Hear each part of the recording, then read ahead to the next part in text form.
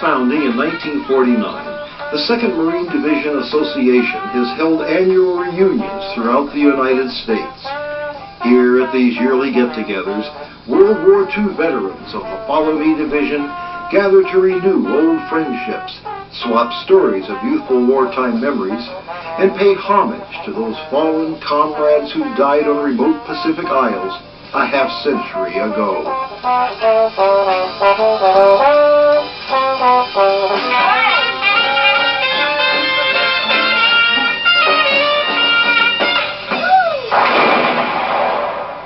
Once a Marine, always a Marine, and often at their reunions, they investigate the latest in modern warfare equipment and techniques.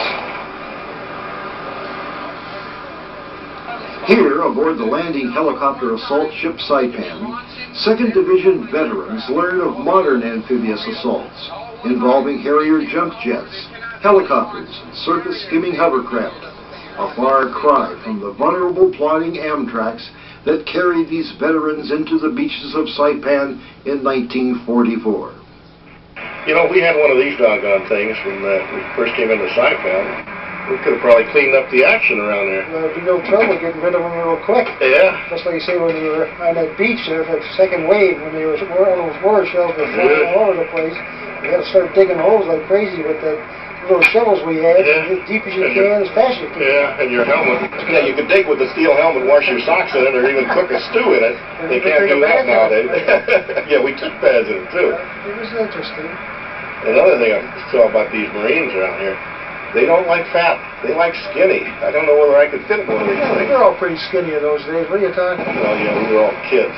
Kids, but Yeah, scared as hell. Yeah. Anybody who wasn't afraid didn't know what we were going to do. So the fella says he's not afraid when he's going to hit a beach, so he's a damn live fool. A piece of one in my wrist. We had the Japs pushed back into a small pocket with them, and they were banzai, having banzai attacks all the time, you know. And 2:30 in the morning, we had flares up, and we had a bunch break through the line. My platoon was in reserve, right behind the company.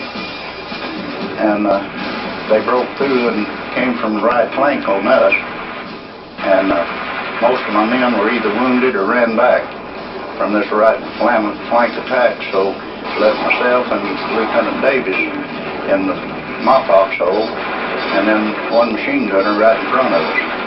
And this little Jap, of course, came up and stood up with his bayonet and all. I tried to shoot him with this little carbine, and it didn't fire, so I ejected the shell and tried to shoot him again, and it didn't fire. About that time when he made his lunge at me, and I hit his rifle with my right hand, and the bayonet went in my right arm. And I went on around and caught his rifle. And I got him around the legs, and that's when I became concerned. He started beating me on the head with his hands, and that's the way, with his fists, and that's the way they set off their grenades, was strike them, you know. And I thought, oh, well, he's about to set a grenade off and just grab me, you know, and get us both. But he didn't have one, luckily, so I got down on top of him then, got him down, and tried to stick him with his own bayonet. And my hand was numb by that time, and I noticed this bayonet wouldn't go in him, it'd slide off. And I realized I bent the bayonet when I grabbed the rifle, and it was still in my arm, you know. And so I just got a hold of the rifle with my left hand, and I beat his bayonet in him, and then out, back in with my other hand until he quit hollering, of course. And Lieutenant Davis stayed right there with me, and he just kept knocking them down all around. He'd say, "You got him, Joe? You got him?" I said, "Hell yeah, I got him." They started probing and found the break in the lines.